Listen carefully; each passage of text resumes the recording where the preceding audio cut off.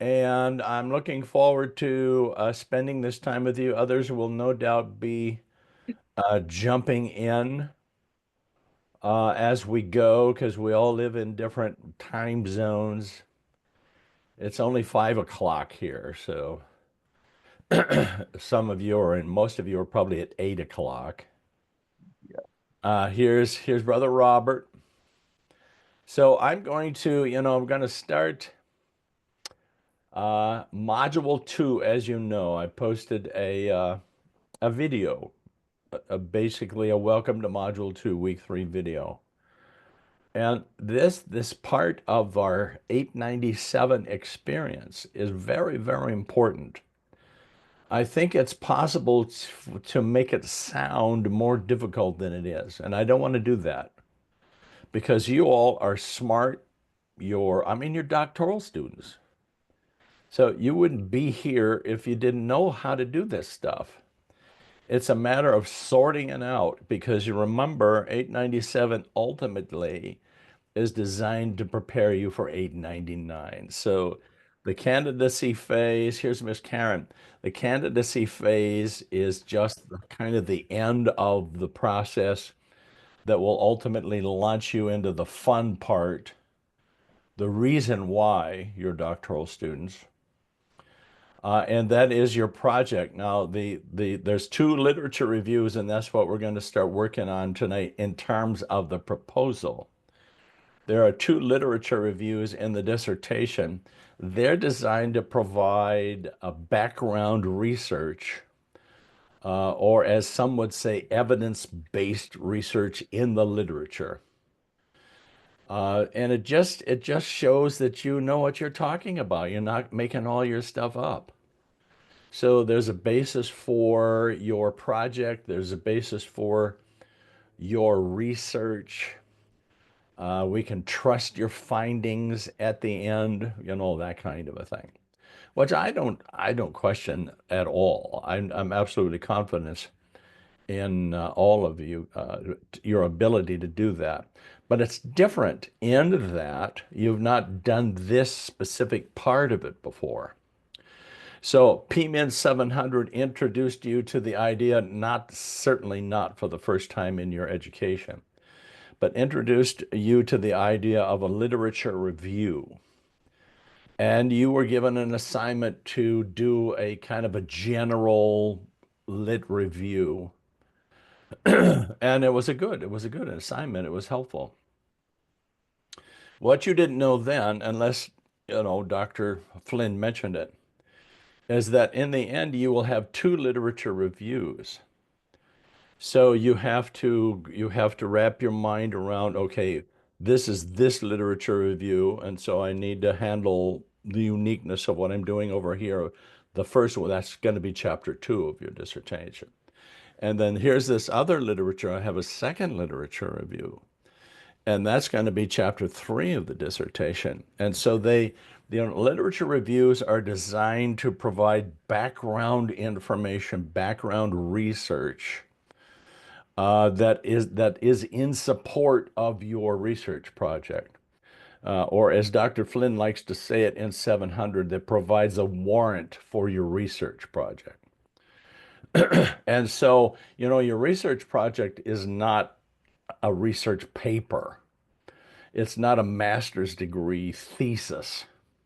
Those are all topical by nature, but you have something fairly close to that in chapters 2 and 3 of your dissertation that are the warrant. They're the background information in the literature for your project. Ultimately, you're aiming at your project from the beginning. So when it came to your statement of the problem question, that was a 1 sentence description of the parameters of how you see your project at the end, because that's really what you're aiming for. That's what you're aiming for. So it takes a little bit of time to say, okay, can we make it? I would love to make it simple. We run into in an academic environment like this, we run into a situation where sometimes I'm using, terms that are specific to what we're talking about. I remember last semester, was it the summer? I did what I'm going to do tonight with you. And I remember one student who's gone on and done very, very well, but she said, you know, I didn't understand a word you said. I said, well, I'm sorry.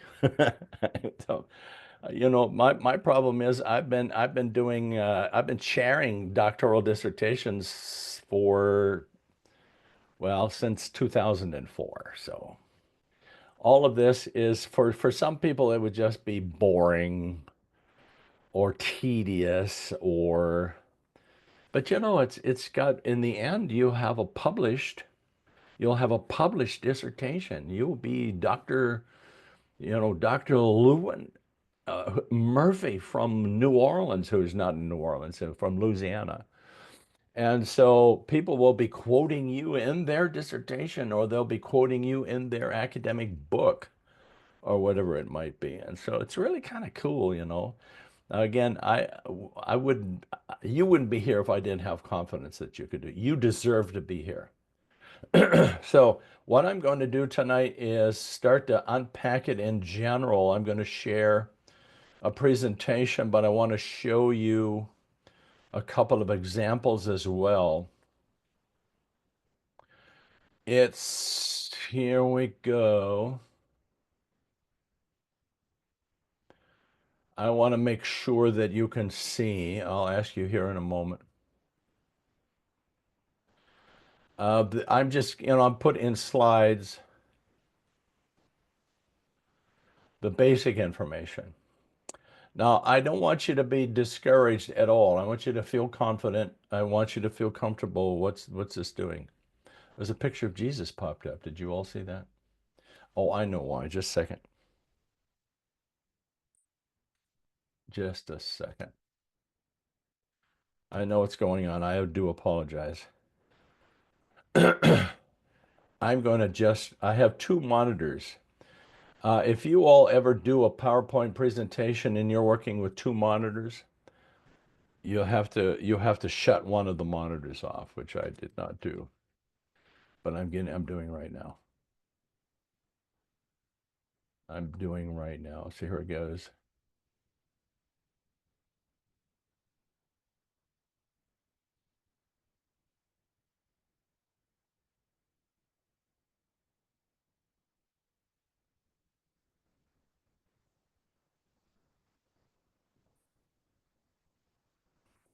All right, tell me what you see right now. Do you see a slide saying Divinity 897? Is that what you see? Yes. Oh, good. I didn't just waste all my time and yours.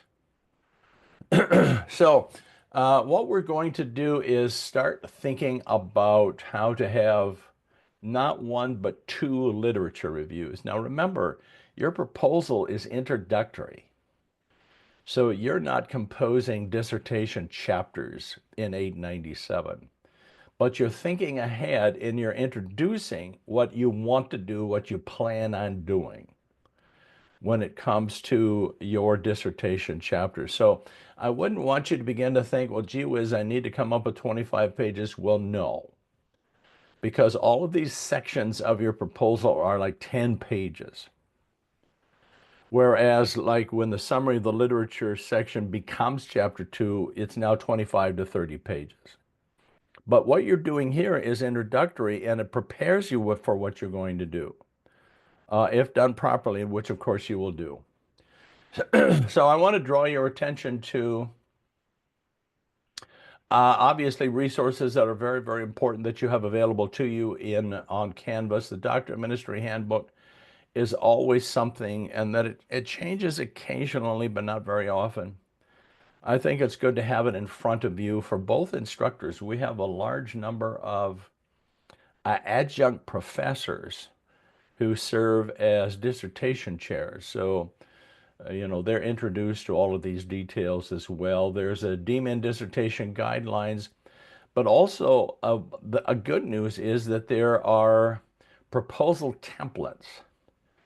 And so there is a blank template that you can use to compose your proposal that is pre-formatted for Turabian and for Microsoft Word. And there are also sample dissertation proposals available to you in Canvas. Now, they're not models. They're not models. So, in a couple of cases, I would look at them and say, my goodness, this is not really great, but it is a workable sample of what can be done. So the proposal is made up of several parts.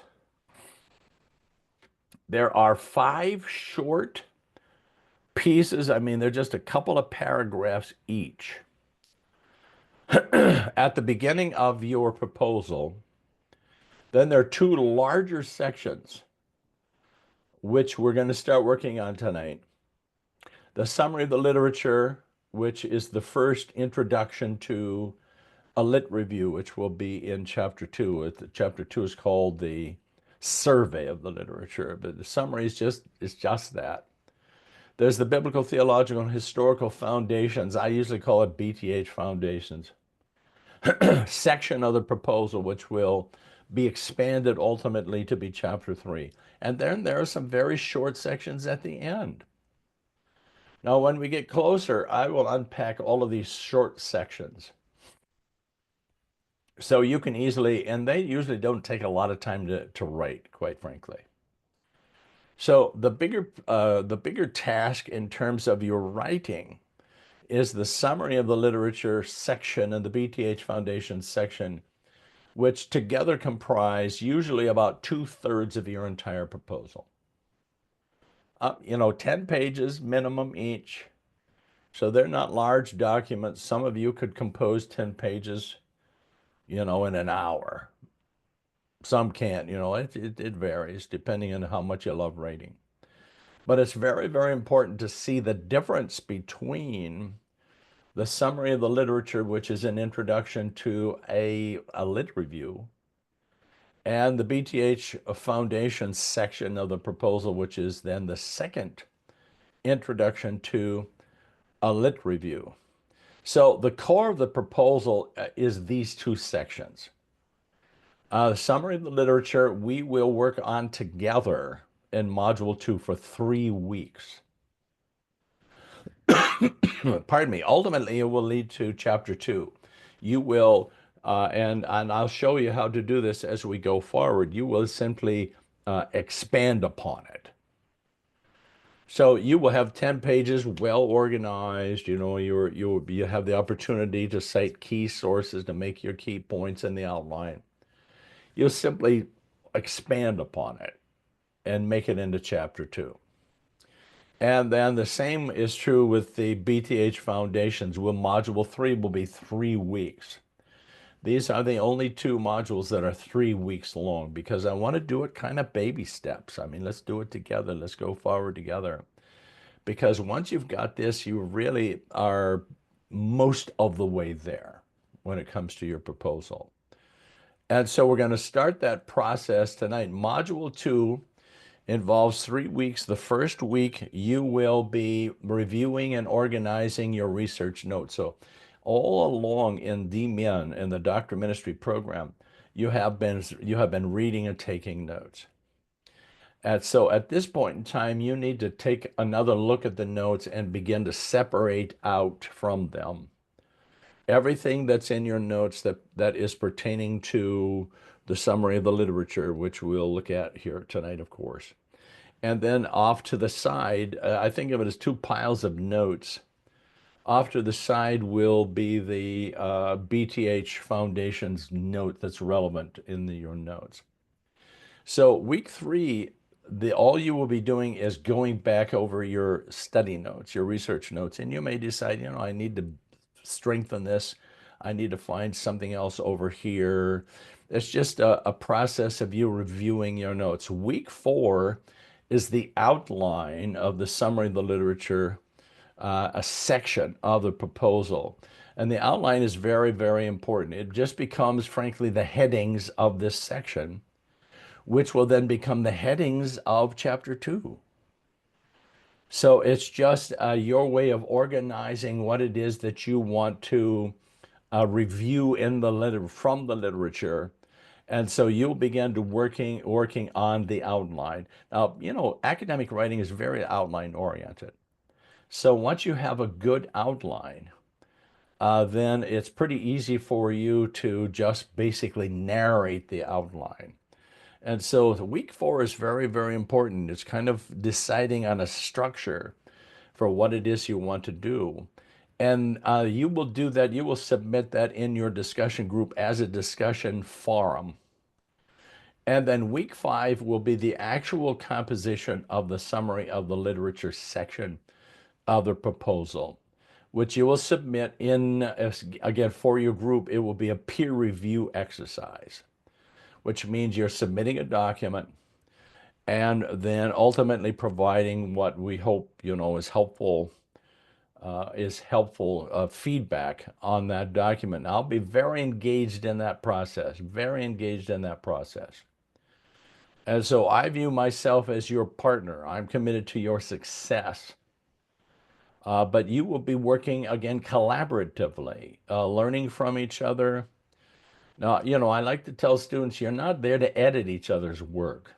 I mean, that becomes a distraction, but providing helpful feedback is very, very good.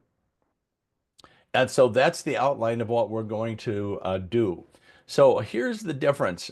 The summary of the literature, which will be the survey of the literature lit review, only deals with relevant background research that is from the scholarly literature, the academic literature. And it basically what you have to do is when you're looking at your notes, extract from your notes everything that has to do with biblical studies or Christian theology or church history. Just take all those out. The thing that's difficult, that's challenging for us is that we're seminary students. And so first of all, you have to think through, you have to imagine in your mind, okay, what is it that is not biblical studies, Christian theology, or church history? And how can I decide on what that might be? And do a little bit of work with it in the library, come up with a good outline, and I'll say something more about that as we go forward.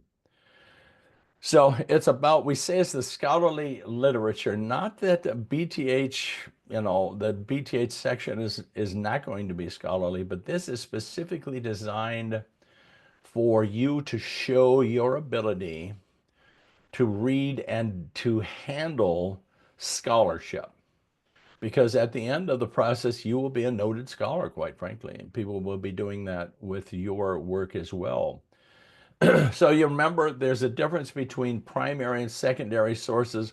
The focus in the summary of the literature section is on primary sources. Secondary sources are fine, but they basically comment on a primary source. A primary source, for instance, would be an original book or article or some source that everybody else quotes, kind of a thing.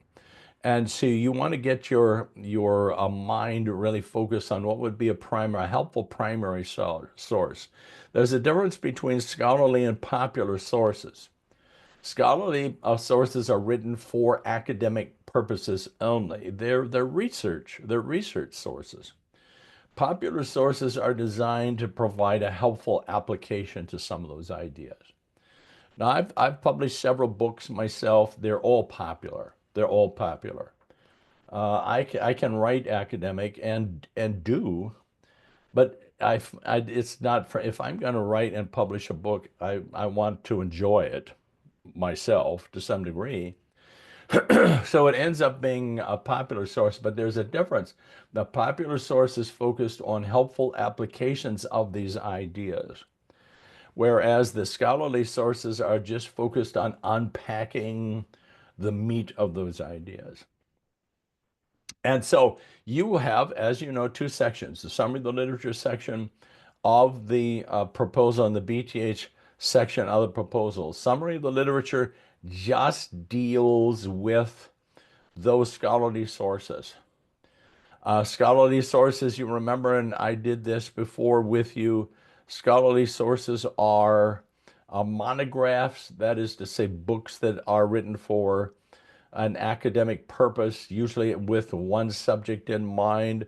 Dissertations are the best in my mind. So when you look up other dissertations, you not only have the information, but you have a great bibliography.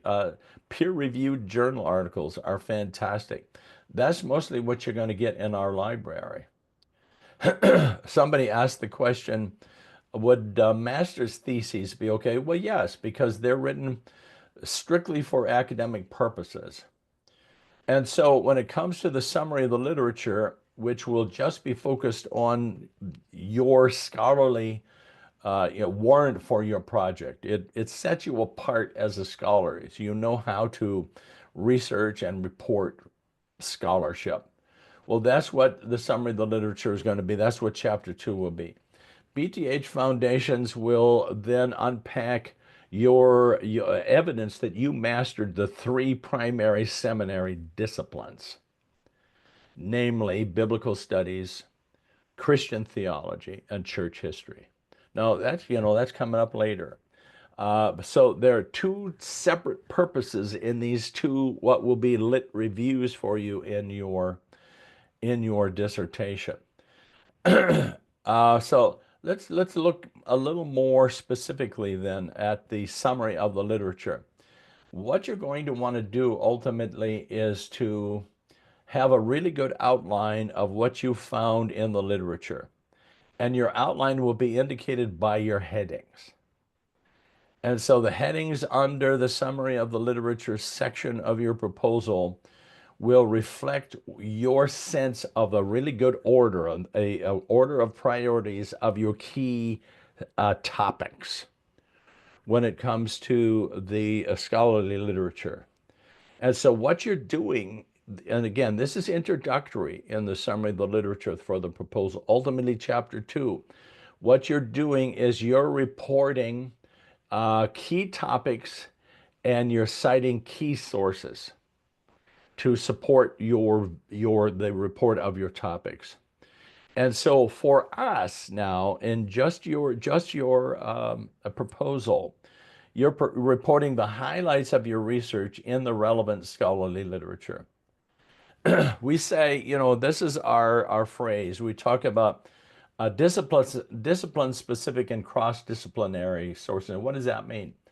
In scholarship, discipline specific means those topics that have a direct connection to your research interest, which now is all about ultimately your own project. Cross-disciplinary means that sources that are indirectly but still have relevance. They have an indirect connection to your primary research question, but they're still relevant. They're still relevant. Again, so you're going to have 10 to 12 pages. And usually we would say a minimum of 10 pages, a minimum of 10 citations, which is not a lot, quite frankly. And so if you're outlining your summary of the literature document, you think of 10 pages. It's quite common for someone to have an outline as indicated in the headings of 3 or 4 key topics.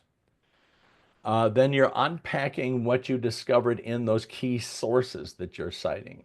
You're describing what it is that you're learning from those key sources that is relevant, that is providing a scholarly warrant to your own research in the end.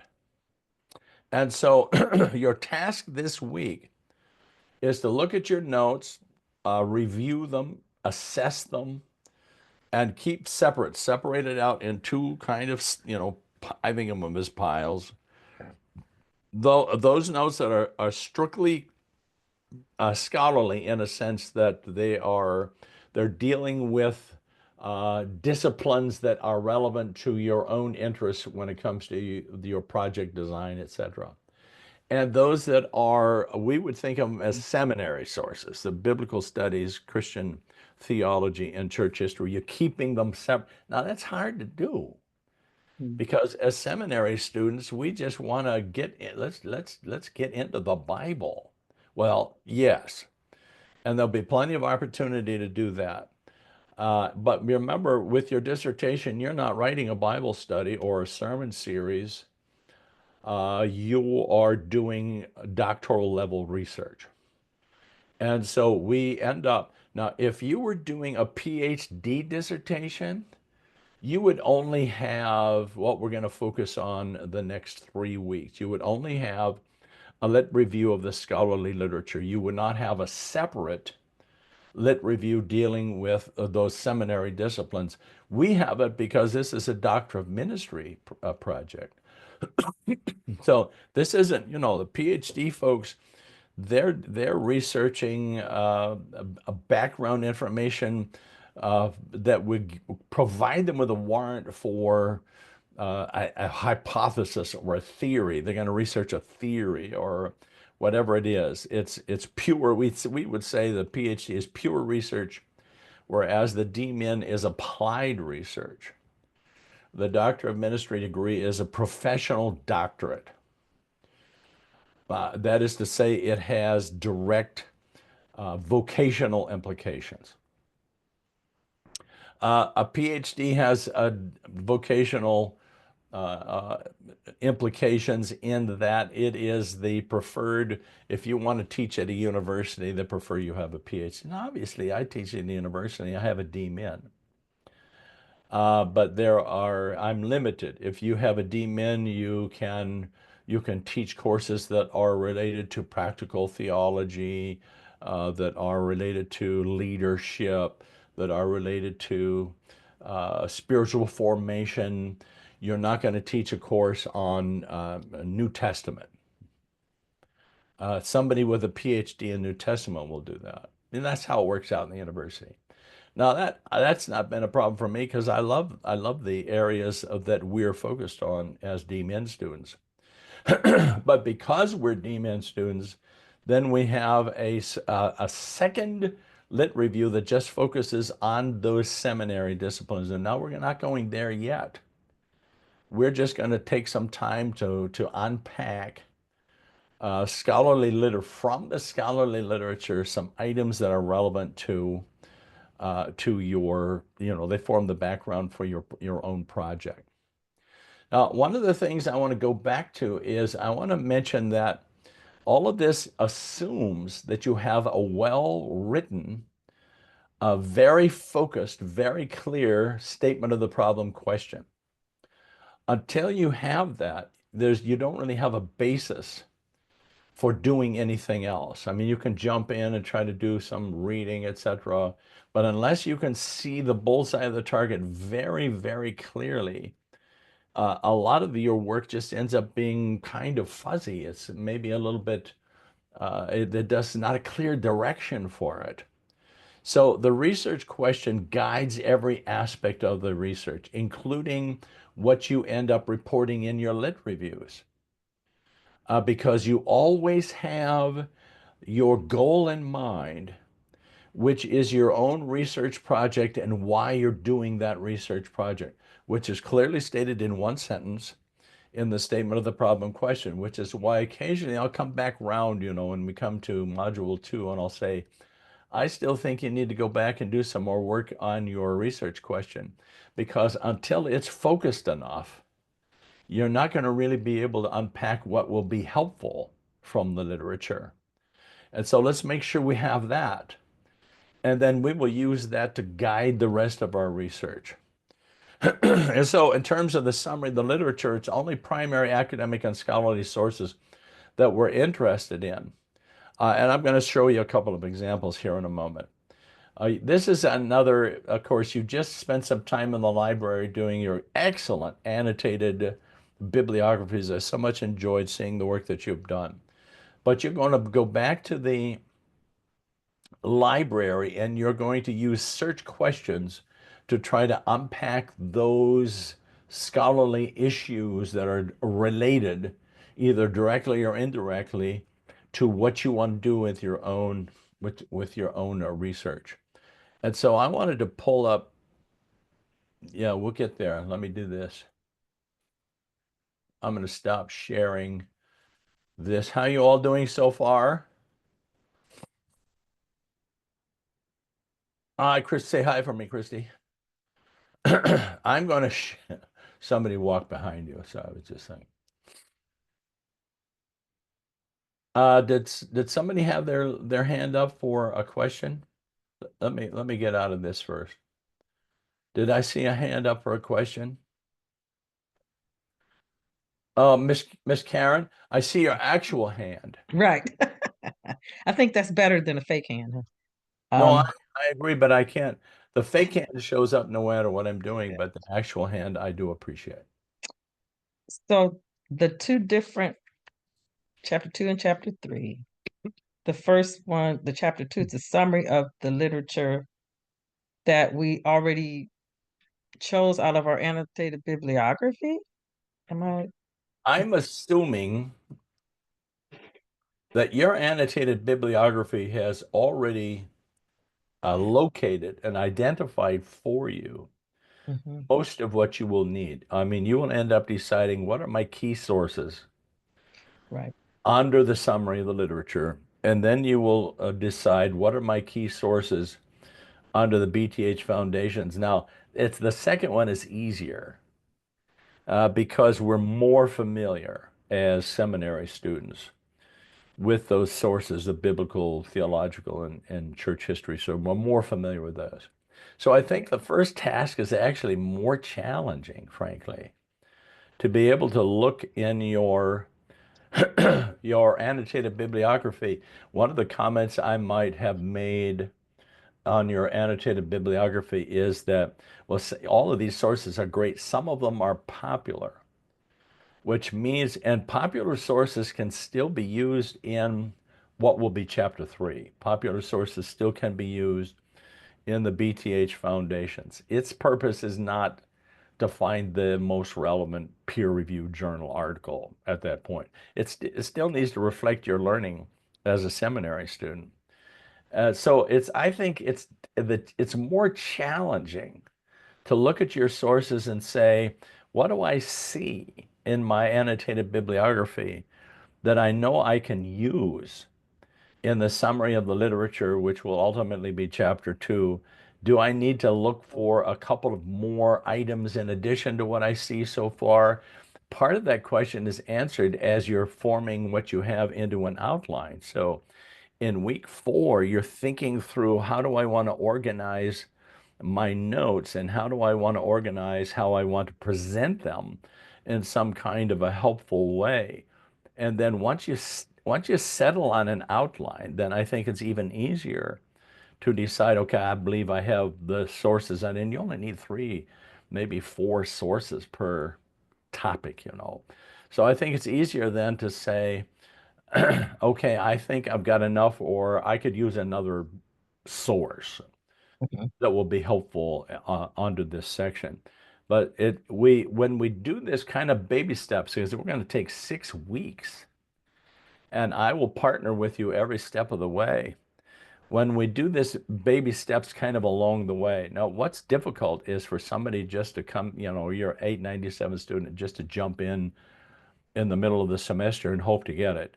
Oh, that can be kind of a nightmare. It's really not that bad if we take it one little step at a time, like we're doing here tonight. So I would suggest that probably, Karen, most, if not all, of your key sources have already been identified by you in your annotated bibliography. But you're going to ask yourself that question, particularly when you're working on your outline, whether or not you feel like you've got enough stuff there to really establish the strength of your work. So we Is can that? add to it. We can add to what we already, if we think we need something else. But the research process is a work in progress. And so you should never think that you have everything.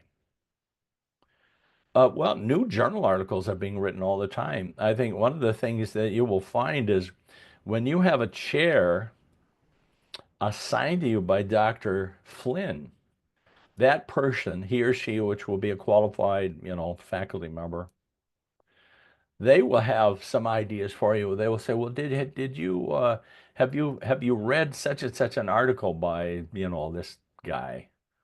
Well, no, I only have 24 hours in a day, so I can't read all the articles. I can't read everything that's there.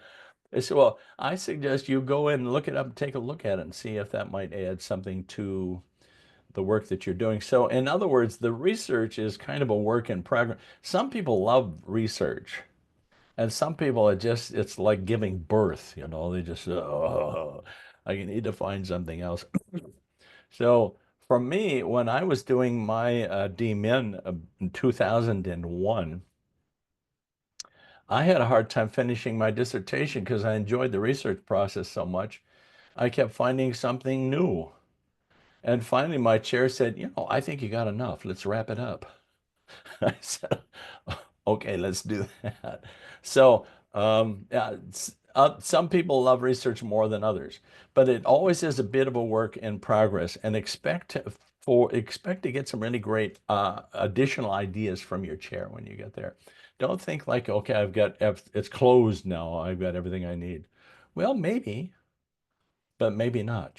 So as doctoral students, you do kind of tend to love this process. I wanted to show you, let me see if I can show this to you so you can see it. This is from, I don't know what your view is, but I'm going to enlarge mine a little bit. These are a couple of students from the fall semester, great students, DMin students here with us. And this is actually, and I have I can provide you with more sample proposals if you wish. I have a lot of them. Brother Haynes was just a great brother. He ended up having technical difficulties at the end. Sometimes if your laptop dies, what are you going to do? Fortunately, his daughter, I oftentimes tell students, do you have like an eighth grade, child that can figure this out for you? Because our kids grew up with this stuff and we did not. But he did a great job. And this is from his proposal. Let's see what it's doing for me.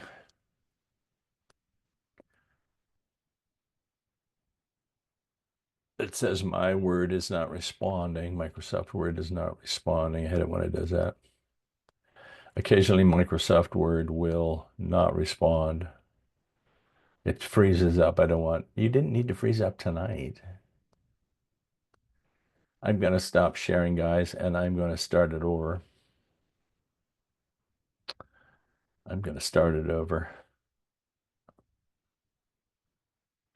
So I want to show you a couple of examples now. Brother Haynes really could not wrap his mind around, okay, what am I going to do when it comes to searching for scholarly sources for my subject? So I thought I would call up his proposal. He did just fine, and he's in 899. I hope he's enjoying his journey. But he just couldn't wrap his brain around it. So I said, you're a smart guy. So no, I don't want Brandon yet. I want Brother Haynes. So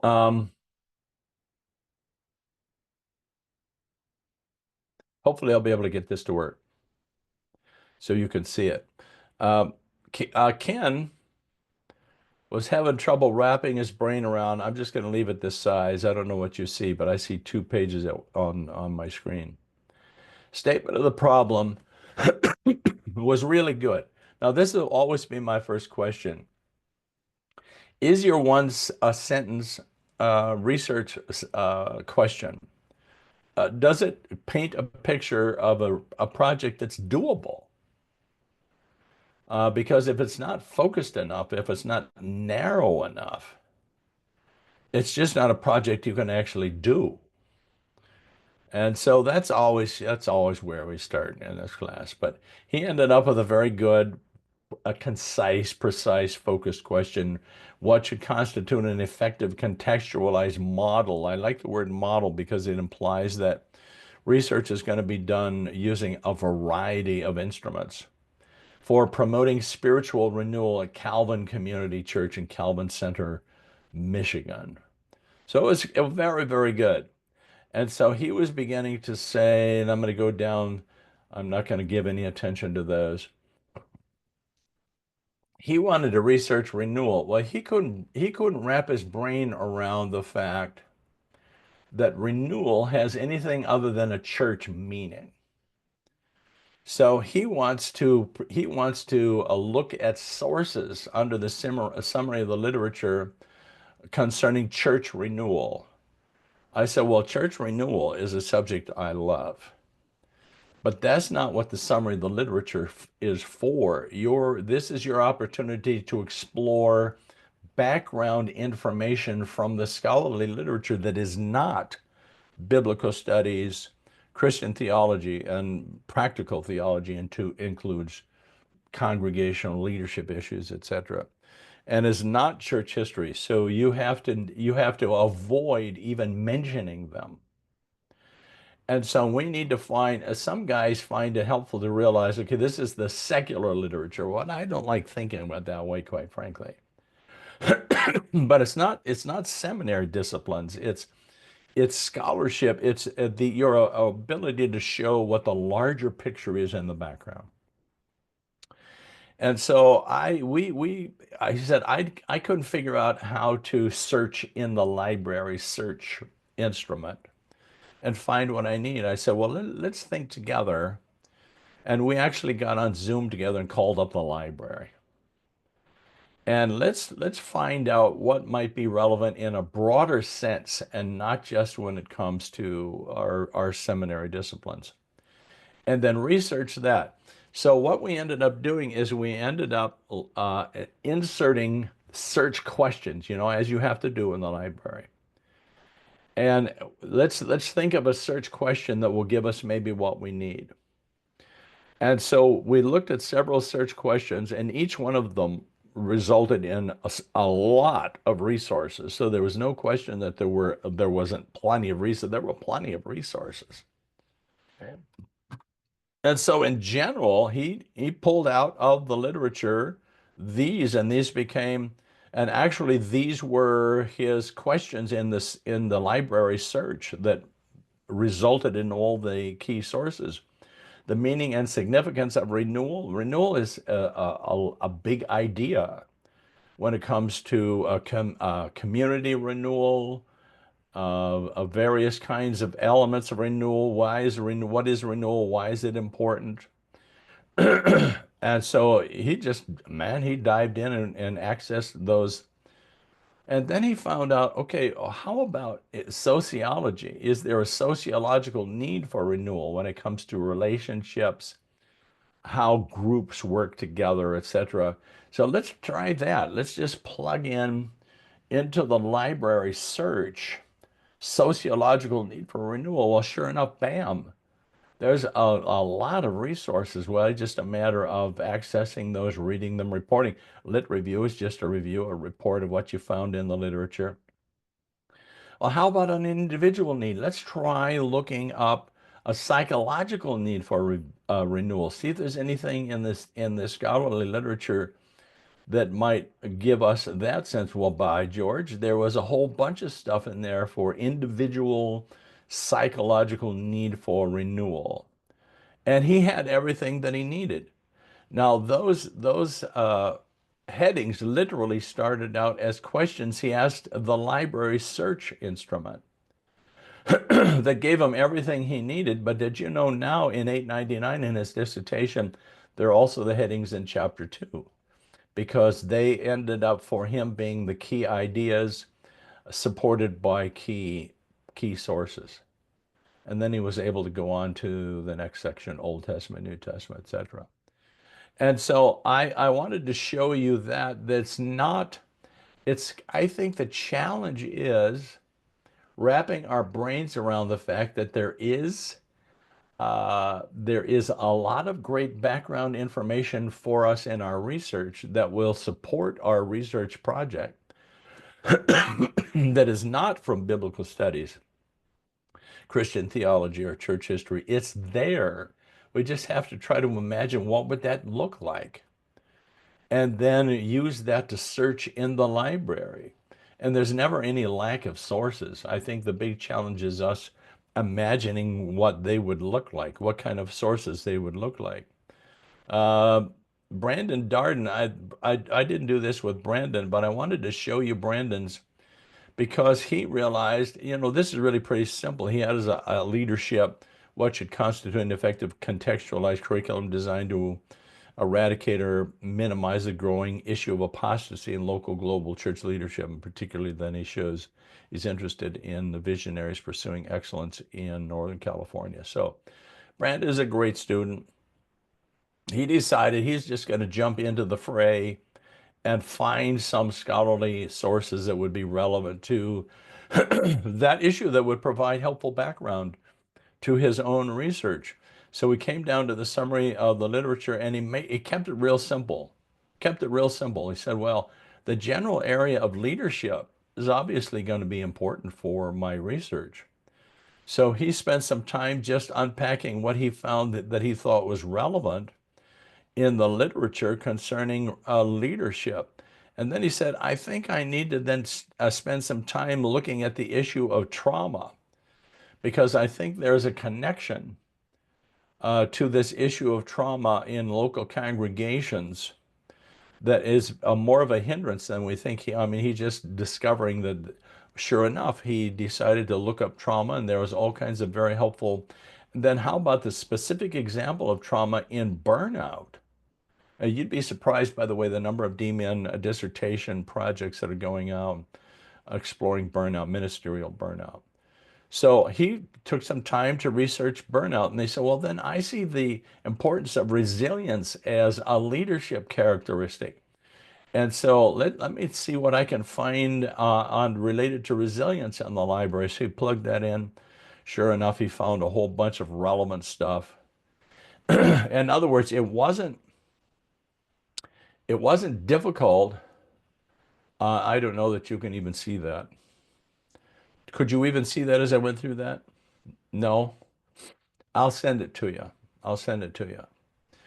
So I think the key challenge for you at the beginning is to think about, okay, having developed a really good statement of the problem question that's focused, that is narrow enough in scope, what subjects, what topics in the literature as a whole might be relevant as background to the project I want to do myself. Go, excuse me, go into the library, search, you know how you do, and pull out those areas. I'll be sure to send you those examples when I'm done. I think that's the first challenge. And so this week, you're going to spend all of your time just looking at your research notes and discerning what will be helpful to you in providing a background for your own research from the scholarly literature that does not include biblical studies. Now, I know it's discouraging, but occasionally I'll say, okay, the first thing that you put under the summary of the literature is a quote from the Gospel of Matthew. I love the Gospel of Matthew, and I love the quote. It's just not helpful in the summary of the literature. This is what you're doing. You're identifying some topics that are helpful in the background to your own research project that is not biblical studies, Christian theology, or church history. And so I think that's our first challenge, is to wrap our brain around, okay, what would that look like? Now, my encouragement to you is, just without knowing in advance, go into the library and start searching and see what you find. And quite often I find that students will find their main topics, which would become the headings of their outline, just by searching in the library and discovering what's there. So it's really another library exercise. As Karen mentioned, it could be that you've already got a ton of stuff in your annotated bibliography. You just want to see how they would fit into an outline for the summary of the literature. And then this is just kind of your search in week 3. Week 4, you'll start working on the outline. And I will, in my Welcome to Week 4 video, will have some ideas of how you can organize your notes in an outline form. And when you begin to suggest an outline, I'll jump in and say, well, this is great. I can see how you've pulled out some great key issues, and it looks like you're going to have sufficient sources under each one. Or, no, you're focused on local church ministry, which is not what this is. You're going to get there, but you're not there yet. So if needed, one of the things I love about Zoom is I can say, can we make a Zoom appointment so that you and I can work on it together? Because I guarantee it's probably a lot simpler than you think it is. It's just a matter of diving in and deciding what it is that will be relevant to your research. Organize it in an outline form. And basically then you've got it, because your 10-page summary is just going to be a narration of your outline. So that's where we're at. I hate to tell you that if a student gets stuck in 897, it's usually with modules 2 and 3, and it's usually because later in the semester they decide to jump in without having engaged in the class at all and just try to make it up as they go. And I'm saying, well, you totally missed it. It's really not hard. It's not hard. But if you stick with the process the way it's laid out, it will be easy for you. So I'm convinced that you all will do just fine. Excuse me for my coughing. I haven't been able to talk today, so this is progress for me.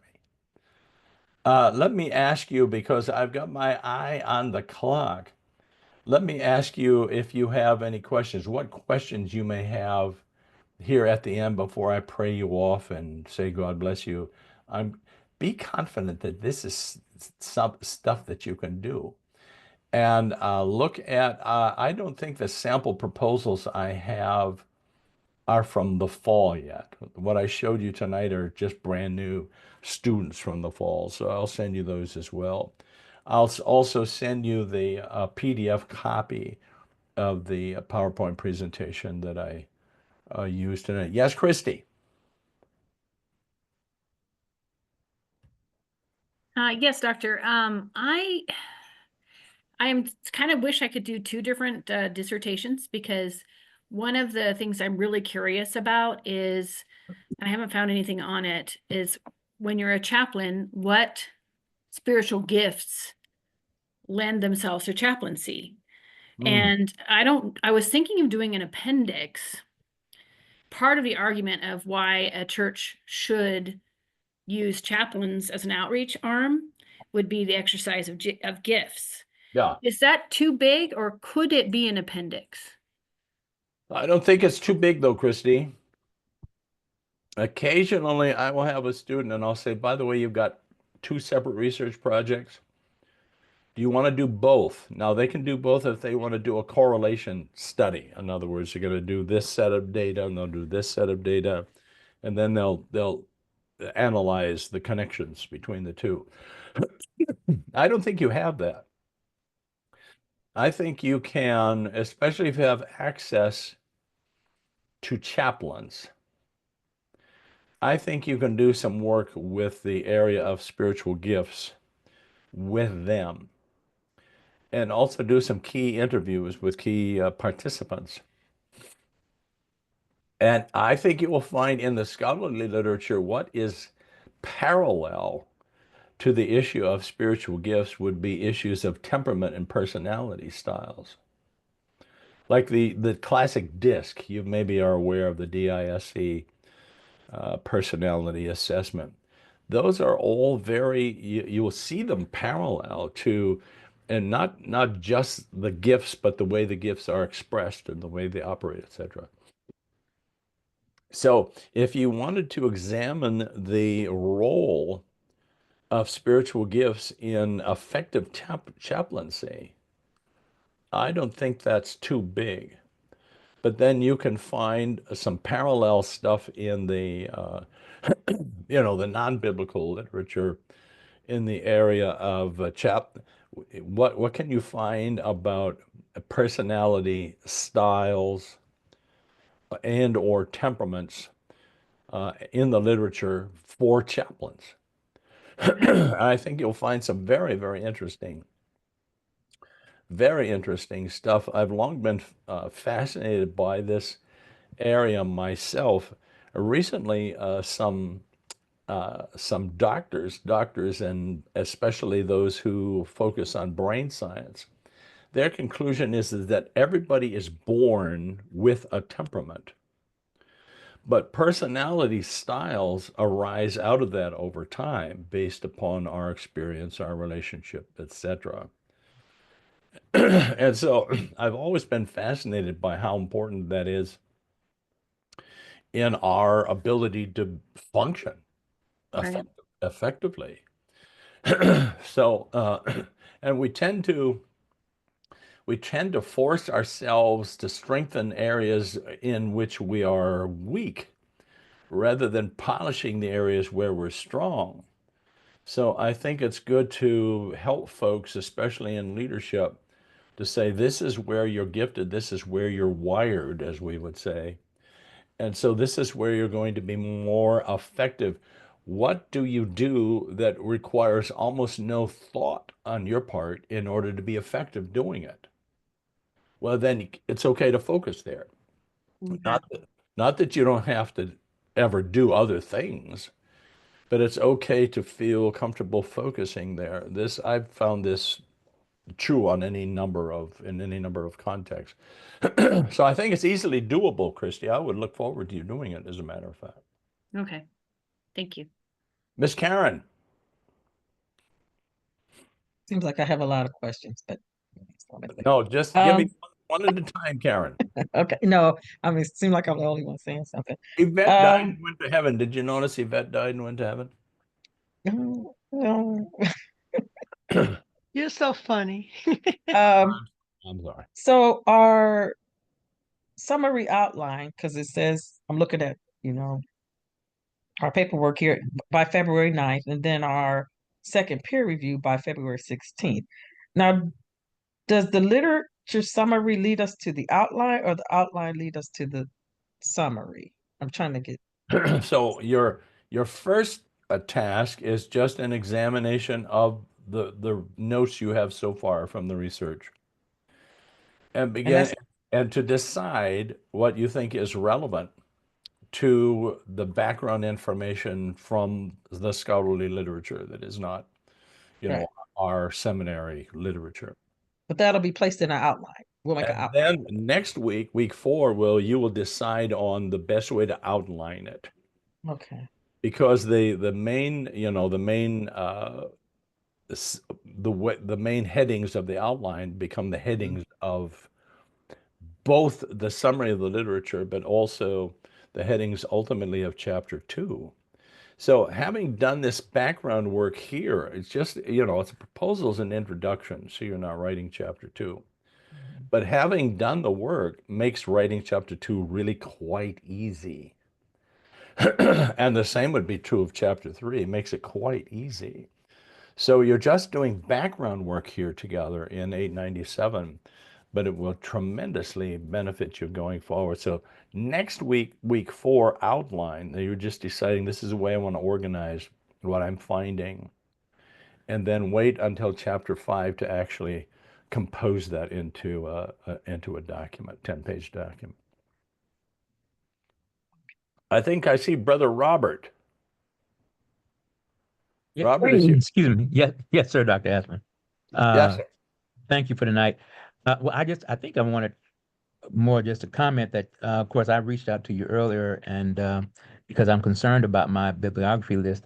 I'm not finding exactly what I want, but I guess I was encouraged tonight that maybe I'll be able to do some more search engine stuff. So I need to figure out some more questions, I guess, so I can do some better searching. What can I do with that? I love the library, Robert. I think I probably mentioned to you the first week we were together that if I have a choice of a job I would like to do in the new heavens and the new earth, I would like to be a librarian. I just love, I'm one of those guys that loves, I love Barnes and Noble. I mean, just being inside of Barnes and Noble makes me feel smarter. I'm not smarter, you know.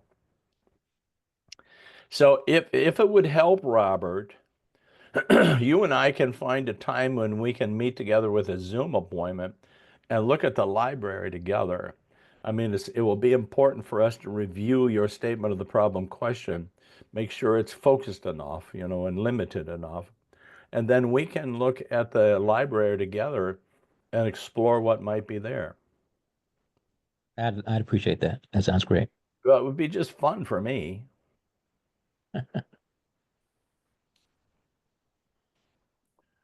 Everybody okay? It's always great to see all y'all. Of course, I have been all y'all. I lived in Georgia for 15 years, so I can slip into that. I speak Southern. Lewin, I had to tell you, I speak Southern when I'm watching football. I know that's right. And my Pacific Northwest wife thinks it's the funniest thing in the world. I'll start in, as I hate to tell you, this is probably a sin for me, but my favorite thing in watching football is just trash talking Oh, everybody, yeah. Oh, players, yeah. referees, and Yeah. commentators. So I'm on the yo mama. What's your mama? Yeah. You're Yeah. you all are just tripping. You're right. So Georgia rubbed off on me. I love Georgia. I have to tell you, I love Right. Georgia, but I'll only slip into it when I'm watching football on TV. Oh, that's right. I say you should see me at the high school football game. Jason, you I'll know, be I've discovered that with the young children now, Jason, I've found out the hard way is that for grandparents to show up and trash talk the referees is not cool anymore. It's not cool anymore. I mean, it used to be okay, but now I show up and then my son is, no, Dad, you can't do that. Can't What? do that. You Right. can't do that. Right. What I tell you, are they going to beat me up? Am I going to go to jail? I mean, what's going to happen? No, it's not cool. I Right. told my youth to take his head off. I said, I never thought it was cool. I was not, it was cool. It's just, you know, if We from our did. generation, this Yeah. is what we learned to do. Right. Football bring out the best of the pastor. Maybe, yeah, because I was a pastor and it's worse for a pastor. Are you the pastor? I am. Maybe I would say. Why do you ask? So let me close in prayer for all of us. I have absolute confidence in you. 100%. It is my joy to partner with you. I am so much looking forward to escorting you across the finish line. Come into the summer semester as dissertation students ready to start doing the fun stuff that you had in mind. So let me pray for you. Father, I'm so grateful for these good students. I thank you, Lord, for the vision that you gave them to do all this work. And I know that your Holy Spirit is with them and in them and will lead and guide them every step along the way. I trust in you to give them peace, but also insight and revelation, that you will guide them as they are preparing now for their project, but then guide them in the midst of the project. Your hand is upon them for good. And so we trust you to enable them to make the very, very important, significant contribution that you want them to make to a ministry situation. I pray that you would bless them, bless their families, strengthen them, encourage them, provide for them. I pray, Father, that your hand of favor would rest upon them in a very special way. And I thank you for it in your precious name, I pray. Amen. Thank you, sir. All right, guys, God bless.